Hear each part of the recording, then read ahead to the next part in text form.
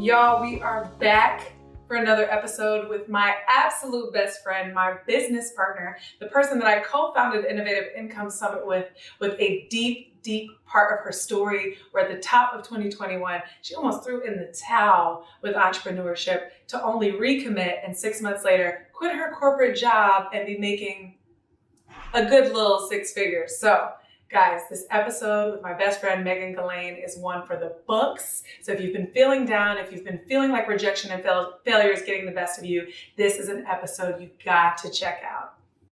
What's up, guys? Welcome back to the Stranded Phase podcast. I'm so excited because we are live on YouTube as well as just all your favorite podcasting platforms. And I'm here with another incredible guest.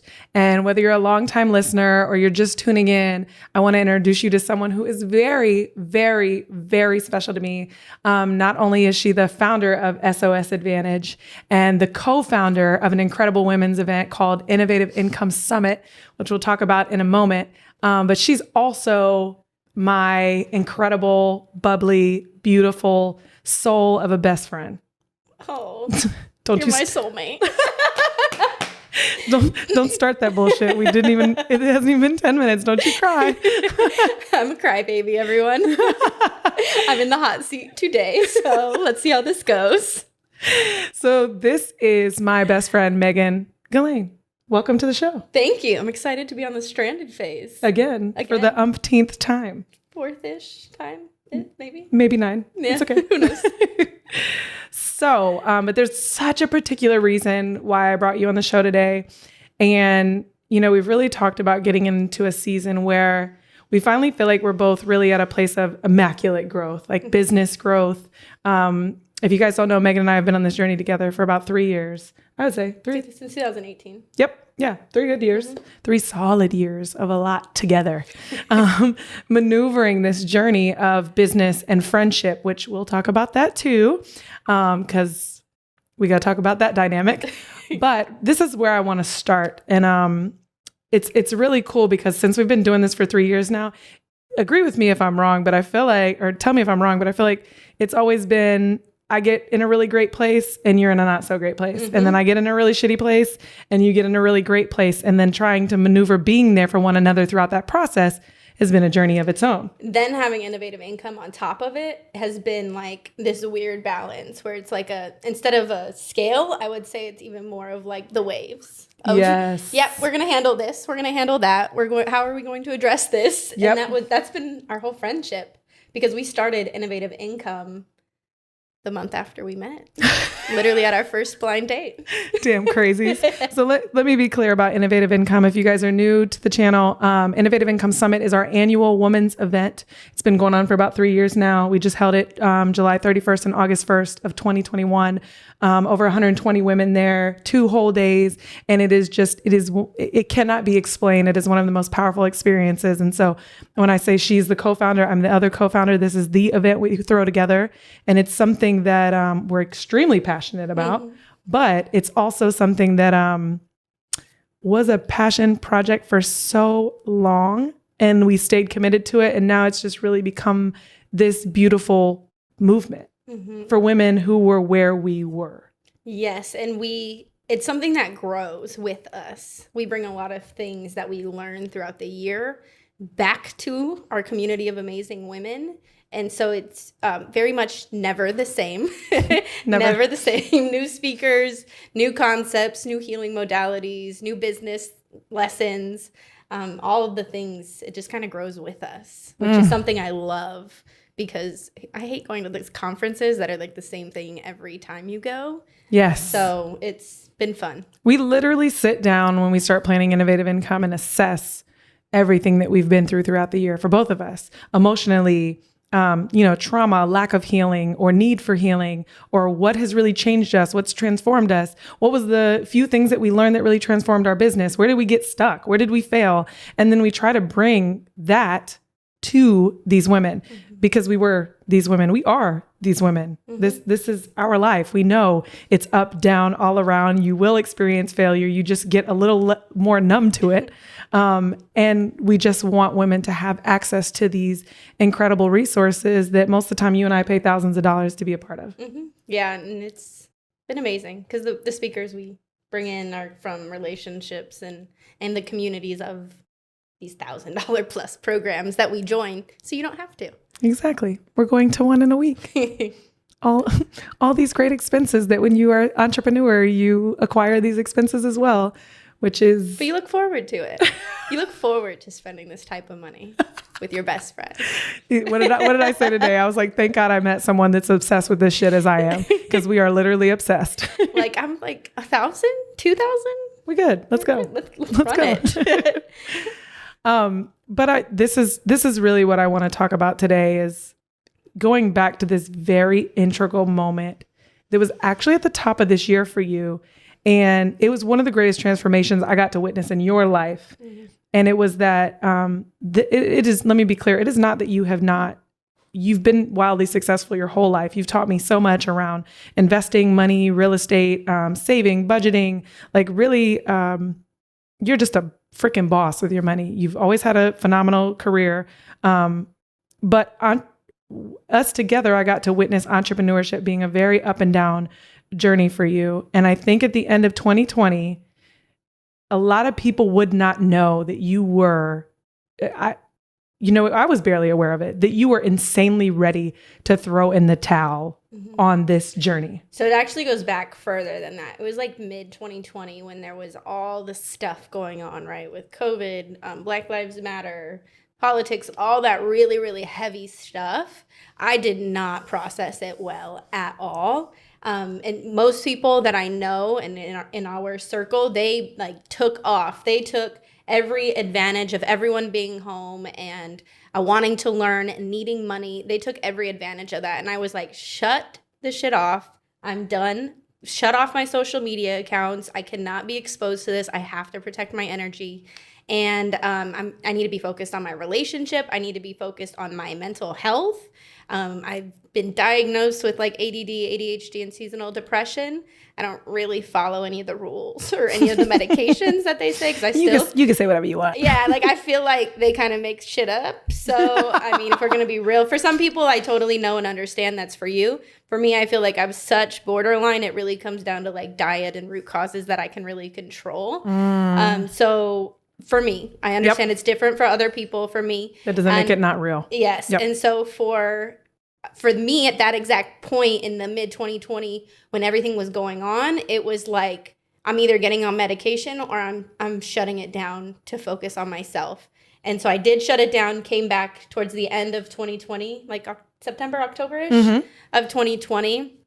And just was like at this standstill. Like I did not know where I was going. I didn't know what I was focusing on. My career is still good. I did a huge systems build for my family's company during that time I was shut down, and that was all I focused on.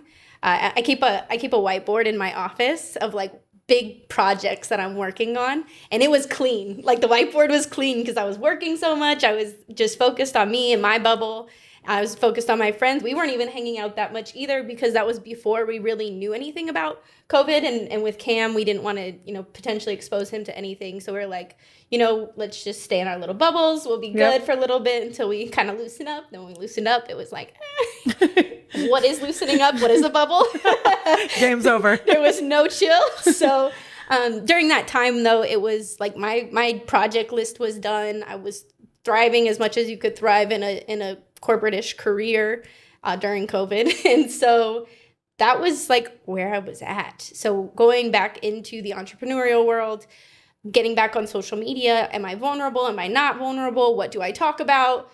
Do I talk about the issues I've been having around all these heavy topics? Do I not? Like, I feel like a lot of larger influencers did semi-talked about the issues, but I think they did a very half-assed job, which then turned a lot of people off. Yeah. And I know the way that I think can really piss some people off. I know and understand that. That's why I kind of skirt around some topics. We not everybody's cup of tea. I'm not. I know that. I am not. And that's okay. I understand that. I'm a little wild child. I get it. A little bit. So, but yeah, like everything that I talk about, where I come from is, of course, my opinion, and that's how I feel. And so seeing how people handled situations. I thought it could have been done better. And I did not want to be held to the same standard I was holding people to at that time. I'd rather had just shut up, stay in my circle, talk about it with my circle, work through the problems in my mind, work through the conversations. And that's what I did. I worried about the people that have been here for me in my life and focused on those relationships. The point I want to make about what you just said, because we work with a lot of incredible women now, and they'll always start with like, I'm really scared to do that. What if people do this? And the reality is like, you curate a fear of what other people will do to you because you're already doing it to someone else. You're already judging them that way. You already think that they're not worthy of the role that they play or the way that they serve people. Or like the example you just gave, like you see how other people are judging them. You don't want to be judged that way. So you fear the very thing that you may also be judging them. Oh yeah. The way that they're handling the situation. Completely. And this is something, when I did decide to get back out there, I had to address head on. Like, I didn't say, this is how I feel about this, and like, go strong at it. But the people that wanted to have the conversations, I told them my viewpoint, let them know the space is here for them and their viewpoint. I'm not going to try to persuade you. I'm not somebody who's going to debate you. I'm going to tell you cold, hard facts and real, actually, facts, not just Instagram facts. And so, and that's shots fired. We can have the conversation. I don't care what you believe. Just know that the place is here, and I expect you to respect me the same way I respect you. And so once I realized that's how I feel about a lot of things, it made it so that the doors were really open. I've had great conversations with people, around COVID, politics, BLM, all the things that I was fearing so much of having the conversations with.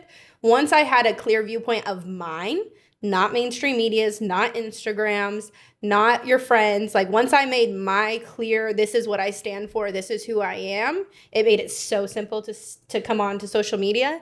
And I actually did notice having my own viewpoints, it made it easier to not judge people. Yes. Or think that people are judging me, because I know you're going to judge me. Let's just admit it. Like, facts. We're all women. I know you're going to judge me at some point.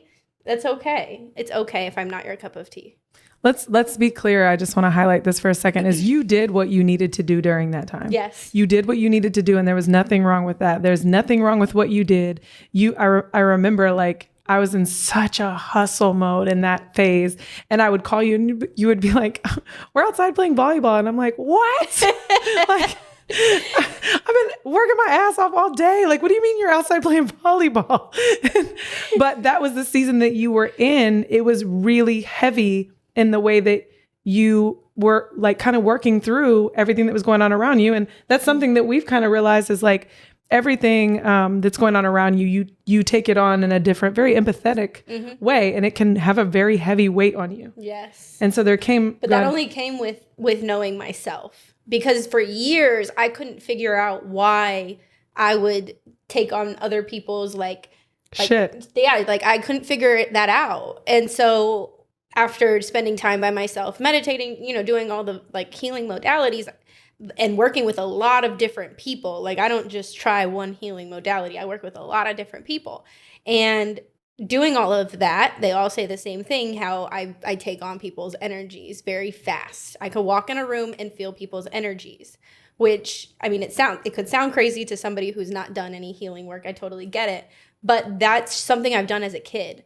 And so being able to now basically like put up, I worked with somebody who like helped me put up like how to protect your energy, but like a little barrier, right? So I put myself in my own little shell. We could have the conversations. Just know that when we leave, I'll be good. Now, people that start jumping to me before I put on the shell, oh my gosh, I may need a nap after. Yes, a nap. Yeah, and you've learned how to cut ties at night. But watch this dynamic. Listen to this dynamic. So we're best friends.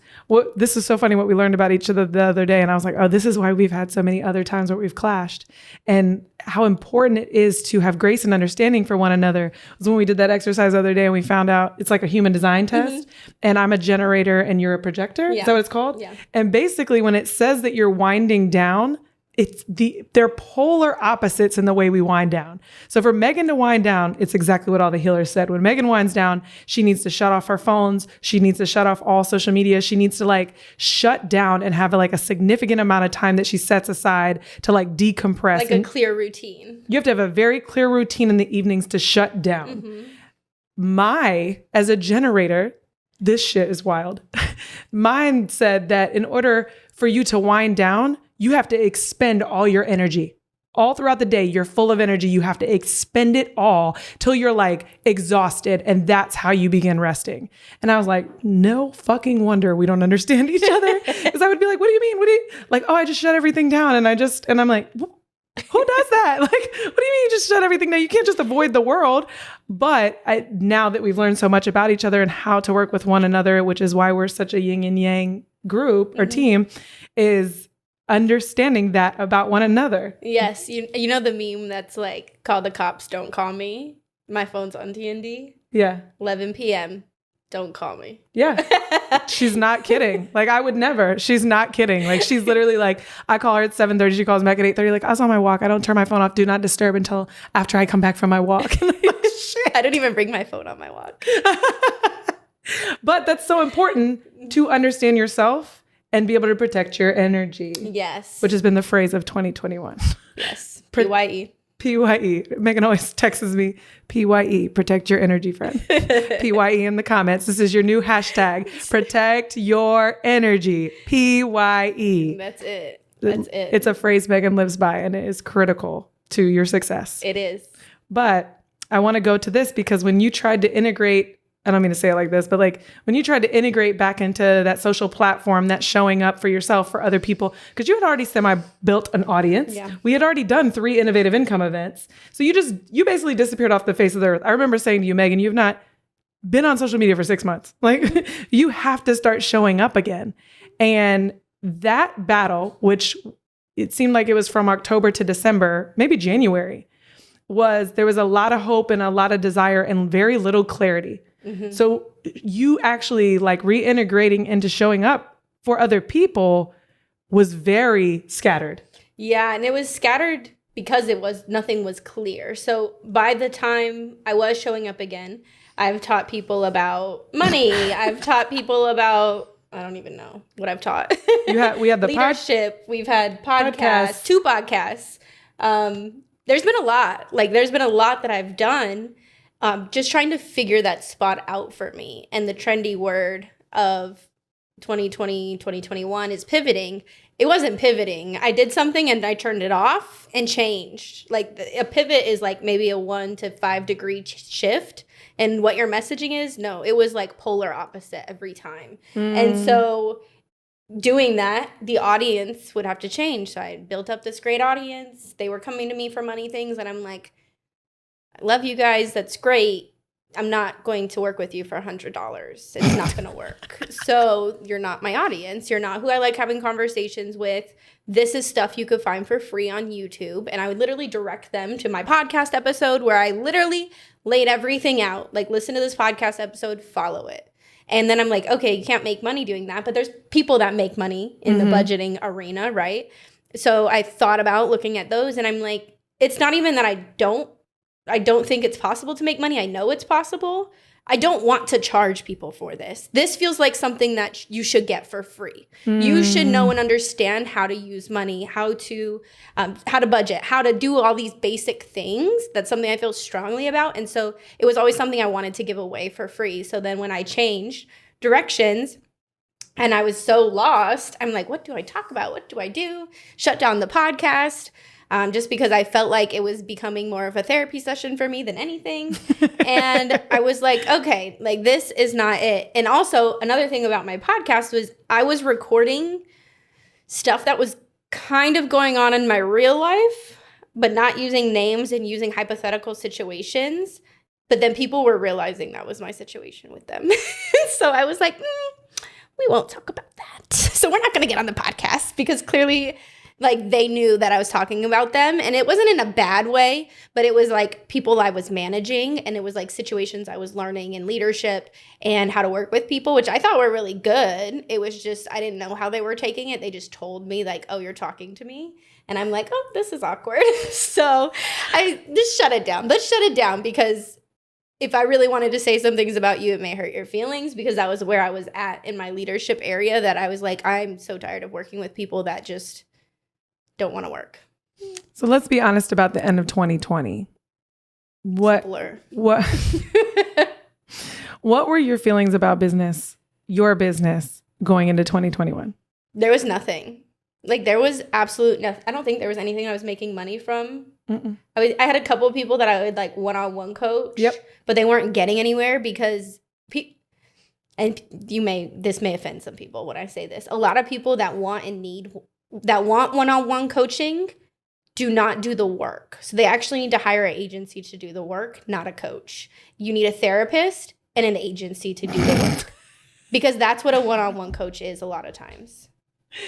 Well, a lot of times the amount of money that you could invest in one-on-one, because it is high level and you are going to pay high ticket to have a one-on-one coach, to have someone's time directly.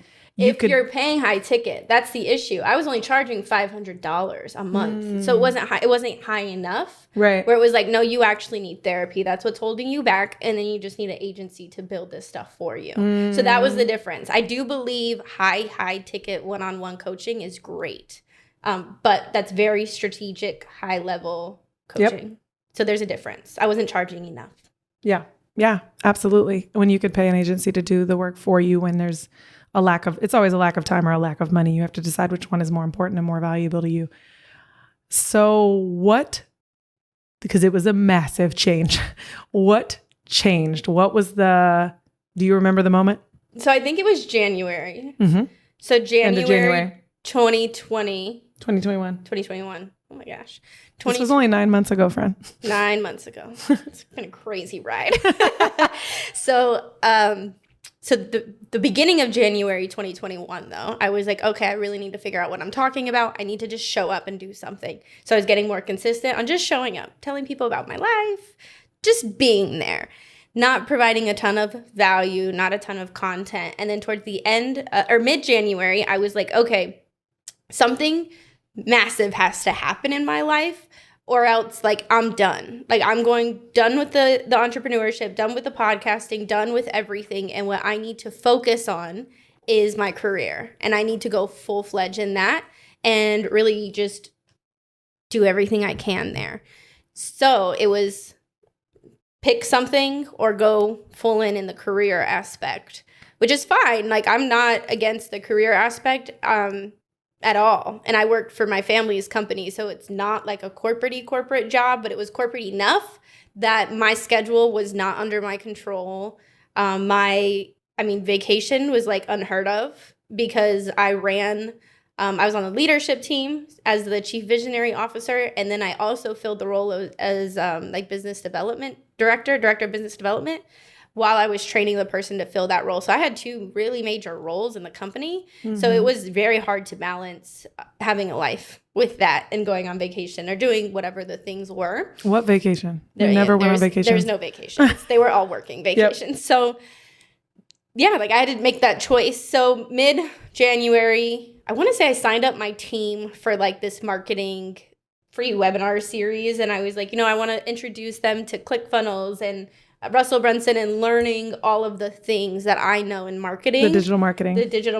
And I just want them to get familiar with it. So I signed them up. They were all going through it. But so I think it was every day he would send a video, and I would watch the video. And then as a team, because I would be teaching people who have never been in the digital marketing space about digital marketing. So not only did they have the training, I would then talk to them more at their level on what they learned and how to digest it. And one day I was just sitting there watching it, watching the training. And I was like, man, if I could just sit with Russell Brunson for one day, just to hear how his brain thinks. Granted, he puts out so much content. Yeah. You could sit with him for a day off his content. But just to have him break down the clarity of some things, I was like, this would help me so much in my life and business on being clear on what can help me. And it was I thought that thought during that time. And I want to say it was 20 minutes later, you had texted me. And it was it was because I had been thinking it's all or nothing. That was my thought of the Russell Brunson thing. Then she texted me. I was like, let's do it. And Yep. so I don't know if you want to pick up there. Yeah. So I text you. I had spent all of 2020 being in a one-on-one coaching relationship with a high performance coach. I think I hired in May 2020. And by the end of 2020, things were like really starting to spin. I was just learning so much things to apply to my business to really like, it was scale, but it was like really turning my business into a very professional business. And To a business, not like an online service. it wasn't an online service. I was becoming an agency. I was becoming clear. I was building culture within my team. Like it was just, things were really starting to get very clear for me. And I was making more money, obviously. And he was going to have a retreat or a mastermind. And he was like, we were on a call and he said to me, do you want to bring anybody? Do you know anybody that wants to come to this? And I was like, oh, not really. And he's like, well, what about that best friend you always talk about that you guys do that event together? And I was like, she's, like not offensively, but I was like, I don't really think she's in that place right now. She's not even clear on what she wants to do. And he was like, well, I don't know, talk to her about it. Maybe it's for her. And I was like, nah. And then I remember I was driving somewhere and I was like, no, screw that. My friend needs this. Like my friend needs this, because one thing I know about you is we're about to tell a story about how your business has transformed over the last 9 months and eventually led you to quit your corporate job. But you've been knowledgeable in these skill sets for years. Half the things I've done in my agency and my website and my setup, you've helped me with. So you've known this information. You've studied it unnaturally to most folks. You've studied it like crazy. You just didn't know what lane to show up in. Yeah. Because you know so much. You're multifaceted, multi-passionate. You didn't know where to show up. And I want a lot of people listening to this, like ditto in the comments, or that's me too. Like there's nothing wrong with you being multi-passionate. It just can get very confusing for you in a moment where you need to make a choice and a commitment, because when we commit to this trendy word of like, what is your niche, right? What is your expertise? Who are you? We get so many people that are multi-passionate and multifaceted. Megan is overly skilled in a lot of things. It's so hard for us to make a commitment to something because it feels like a marriage. It feels like, well, what if I choose this thing and it doesn't go well? What if I choose this thing and it's wrong? What if I choose this thing and I end up with broke folks? Like what if? And on a deeper level, I mean, how many of you are really comfortable in a commitment? That was one of my biggest issues was, what did commitment actually look like in my life? How did it show up? My parents are divorced from literally, they were married 9 months, divorced my whole life, had a very, very nasty divorce. I was in and out of therapy. You would never know this stuff by looking at me. I have great relationships with both my parents now. But commitment was not something I saw regularly, and it was nothing that showed up in my day-to-day life. My long-term relationship, my first one that was really long-term was when I moved here to Florida and decided I wanted to try a relationship in 2015-ish. I don't even know the years, blur. And so I say it's a blur because I'm really good at blocking stuff out. So I really forget like years and dates like that. And so, so like, what did that show up like? And I think a lot of it goes back to that really, really deep stuff of what does your life look like? Commitment was very scary for me. It seemed like something I couldn't get out of. And once I started addressing these inner workings of just because I try something and sell it doesn't mean I have to be committed to it. Like, and having to, work that through part. that was really where it was easier to make these decisions. And so the investment into the retreat or the mastermind was pretty pricey. $3,000. And I text you and I was like, maybe you need this, maybe you don't, but I would love to have you. I don't even know what I said. It was something dramatic though. I was like, I want you on this journey with me. I was like, I'm tired of us being on this up and down journey. We know the same shit. We're very passionate about the same thing, but we can't seem to get on the same level at the same time. Not that I was better than you or anything like that. It just was this like, again, it was this seesaw of one of us being in a great place, one of us not, emotionally, business wise. And so I was like, I want you on this journey with me. I want you next to me. And I was like, come to this event. And mine, of course, I'm thinking like, she's going to be like, hell no. Like, I'm not even in a successful place with this. And I think you said, probably not for me. And then like 15 minutes later, you called me and you were like, you were so hyped. You were like, you know what? Screw this. I'm doing it. I just said to myself that I was all or nothing. And I was watching Russell Brunson's video. Maybe this is what I need. I'm going. And you were so committed. And I was like, and I didn't even book a call with him or anything to like ask about it. I tried to email after, like, what is this about? What did I sign up for? What did I just pay $3,000? He didn't even respond. He texted me and said, like, your friend just paid me and I haven't even talked to her. I was like, that's how much she trusts me. So anyway, we show up at this event a couple weeks later. And literally, I think it was like 2 weeks later. It was not planned out. No. We don't really plan anything. We don't plan anything. 2 weeks later, we show up at this event, and what happens? Because it was such a dramatic shift. And I think then I want to talk about our friendship dynamic before this episode is over. But I think we even talked beforehand, and I said, you paid a lot of money. No, you said, I paid a lot of money, so I'm going to sit up front. I said, fuck that. You paid a lot of money. So I need you to be okay with me calling you out today. Mm-hmm. And you were like, you literally looked at me and you were like, girl, call me out. Call me out. Because I was like, because if anybody's going to get to you, it's going to be this person, because the way this person's gotten to me.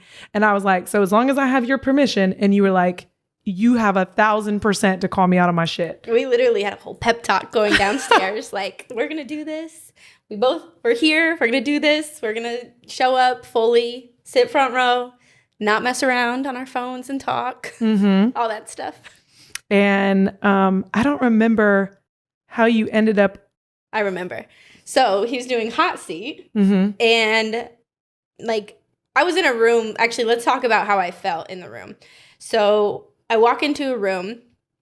My knowledge of these women are women that I followed or knew about on social media and never thought I would be in their circle. 6-figure business owners, some of them close to 7, some of them 7-figure business owners.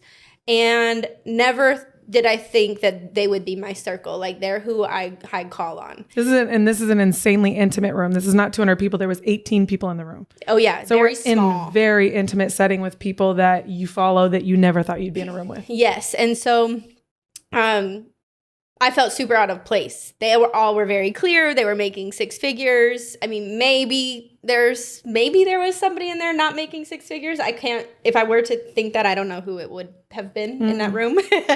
But so I walk in there not knowing what the hell I'm selling. Like, okay. Impostor syndrome. Oh my gosh. I tried to back out. Hold on. Let's rewind it a little bit. So I emailed him asking what this mastermind was. I was talking to Dennis. I was like, I don't think I should go. The people I'm seeing that are posting that they're going, like, I don't know if I should be in that room, because I don't know what I'm doing. They're very clear. They're going for a high performance weekend, not trying to help me figure out what I'm doing.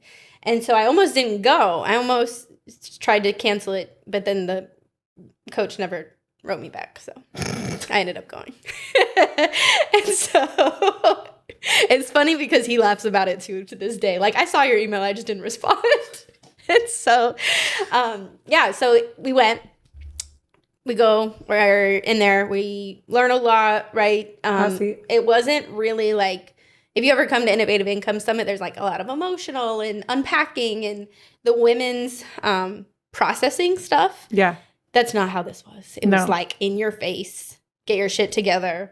This is what it is. We're going through these frameworks. We're doing this. We're doing that. And I'm stomping on your self-sabotage right now. Yes. Yeah. So he did a hot seat, and it was like nobody was really raising their hand. And I was like, let's tear this ass up and let's go. I literally bent over and was like, give me this ass whooping. It's fine. I'll take it. I'm ready. Get it out the way, boss. Yeah. Like, let's do this. So hopped on stage and broke everything down, what I was selling, my one-on-one packaging, the business mapping that I was working on. And went through all of that. And I could be very, very good at talking my way through stuff to not get an ass whooping and something. It's the corporate side. We're really good at making some stuff up along the way. And so Jess was like, actually, give me the mic. Give me the mic. I need to talk for her. So she stands up next to me on stage and talks about 2020 and not showing up on 2020, not showing up on social media, all of the things that we had just went through in this last year, from the up and down scale of what we were working on. And then he was like, oh, okay, like now I can go in on this. And so he just like went in and had me break down a lot of stuff. At the time, I didn't realize what he was doing. He was asking me, we've actually already talked about this. This is why I know. He was asking me specific questions to see if I actually knew what I was talking about versus like somebody who just shows up and like makes up this like framework that's really a stolen framework and all this stuff. And so we're walking through it all and I'm explaining what I know, how I know it, how to do things. And then he was like, okay, if somebody in the back corner needs your services, how do you pitch to them? And I couldn't figure it out. I was like, I don't freaking know. I could not figure it out. No. And it was so funny because we talk about this all the time with our coaching students, because I remember the whole conversation came up because I was telling him how you weren't showing up, but I was like, she's so smart when it comes to like helping me fix my mess. She's helped me build my agency site, like not website, like my build out the systems and processes and the operations inside my business. And literally like, people don't even know this, but I was at a wedding one weekend and you were like, I'm just going to like toy around and try to help you find something that you need. I came back and the whole shit was built. Like you literally built out my entire agency operation in a weekend. And so like, that's what I stood up and said. I was like, she built my entire back end. And I was like, but can't figure out how to show up for other people or commit to this idea that this is what she's really good at. Mm-hmm. And then he was like, oh, fabulous. Pitch this to someone in the back. And this is the thing. You kept doing this, and this is what a lot of our clients do is, or people we work with, is you were giving the agenda. The agenda, the bullet points, like this is what it is. This is what I help you do. I'll help you systemize your this. I'll help you build this out. So you say, da, da, da, da. And he was like, what is the benefit? Like what does this person need to hear? And you were just like, well, and you like went down a list of everything you would do. And he was like, that's the agenda. What do you do for them? He made me sit up on stage so I could figure it out. And then you started crying. Yes. And I was like, oh my God. And like, I could feel in you wanted to run. You wanted to take off. Megan was about to jet the fuck out the door. And I was like, but everybody in that room knew if she could cry this out and get through it, we could get to a whole different place. And you stood up there like a champ. You were like, you were like, I just don't know. I don't know what it is. And he was like, okay, let's try this. And it was great because he asked you questions that just kind of help you build a framework. And then he asked the audience questions like, okay, so you're a CEO and you struggle with building your systems. So what would you need to hear for somebody to sell you a $5,000 package that feels like they solve your problems? What does solving your problems sound like? And all these people were pouring into you and you were like, oh, I saw your face. I saw the whole transformation. You were like, oh shit. Like you were like, oh, I could see you literally, and your brain was like, I would have never said that. Like I saw. A lot of the people I work with are so creative. So we think so differently. So it's almost like I had to hear it from their side of what that actually means to them. And so that's what that was. You're very type A. You're very she's very analytical. She's very type A. And so what was we still do this to this day is you still call me and we'll be like, am I using too many terms? Am I making sense? And I'm like, what did you say? And I'm like, oh, that shit doesn't even make sense to me. Or I would never go searching for that. Like, here's my problems. Cause I'm one of those creatives. Yeah. Creative. Yep. Cannot figure out how to organize anything, but a million ideas. And you needed to hear that from your ideal client and tell them what happened next. So before we even get there, what I needed to hear was also that coaching wasn't it. Because I had my mind so stuck on I'm supposed to be coaching, I'm supposed to be doing group programs, one-on-one programs, spending time with these people in order to make money or see how I could put it on an evergreen model. And that was not it. And there are so many people on the online space that are like, yes, jump into coaching. No, figure your shit out, make a framework as an agency model, and then you can move into coaching if that floats your boat. Some people it doesn't. Jess's business thrives as an agency and she has a whole team that runs it. My own business is systems building and I have a team that runs 80% of it. Like, people have made agencies to sound like they are so bad that people assume coaching is the way to go. When I'll be real with you, agency is very clear. You have a clear task of what you're doing. It makes your job easy. Coaching, there's a lot of different aspects. And if you haven't done the work, personally, it could wear and tear on you very fast. And I think that also agency is a service. It's easier to sell. Get your feet wet, get comfortable selling before you get into that coaching space. And so a lot of people that we work with, they assume that coaching is the way to go. And it's like, well, have you like really tested this out on other people that aren't your friends and aren't yourself? Because how do you know that that agency model or that framework actually works if you have not really done it like for other people that don't love you? Right. So what happens next? So what happens next is I'm downstairs working during, so the conference, was during the day. And then at night, I went to go meet up with one of the other girls who she does systems. She actually does the coaching aspect of how to get CEOs in their CEO power. And she's like pulling this out of me, still pouring into me, doing all the things. And she's like, your face lights up when you talk about this. So how do we build a business around this aspect? She helped me kind of structure it, ideas. So then our coach calls me on the phone, and he's like, come, actually, no. The first night was the breakdown. Remind me. Me? Yes. Oh, that's right. So that was the second night. The second night was my breakthrough. I was in somebody's bar drinking my life away. But it's an important part because she's drinking her life away, doesn't realize me and him are sober, having a great conversation about what I've actually done and showing him all the systems I've built and all this stuff. So he knows at this point, after the first night, I'm super capable. So then the second day, we go in, I'm pitching, doing all this stuff. He's working with me on that. And then the second night, I'm working on clearing some things up with what I'm actually offering. And he calls me and he's like, hey, come upstairs. If you're out working, I want you to meet somebody. So then he brings me to meet with somebody who I still work with to this day, my first client. And so I meet her and we talk through it and basically pitch on the spot. He threw you in the fire. He threw me in the fire. But she basically was willing to take a risk on everything. She knew I was her first client. Her and I literally would talk on the phone for like hours trying to figure out like what she needed, like helping with questions that I asked, me getting confidence and actually helping.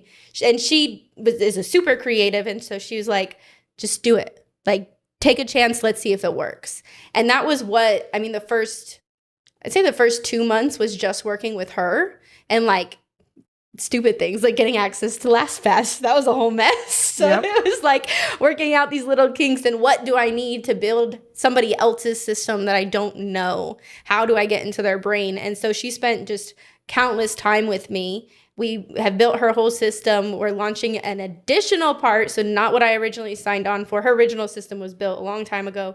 And then what we've been doing is as things have cleared up, now we're adding stuff to it. And now she's adding an in-person service, raised her prices, added team members. Her team's now grown. It was just her. Now besides me working in there, or my company working within her company, she has 5 starting in October. She has 3 right now. She has 2 more starting in October. So she went from a 1-woman show to now 5 in 9 years. 9 months. And so this is basically was my whole learning curve. And I started with her, and then from referral base, just built my business that way. So there's 2 things I want to highlight here. And I do want to talk about your second month after that being wildly successful. Mm-hmm.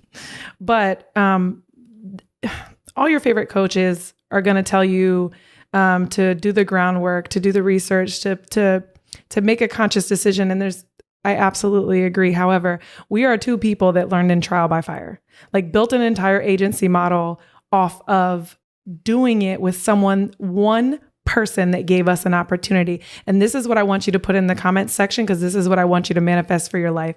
Say, I am one opportunity away in the comments. I am one opportunity away. Because for both of us, it was one person both of us paid, willing to give us a chance they already saw the expertise. They already saw the skill set.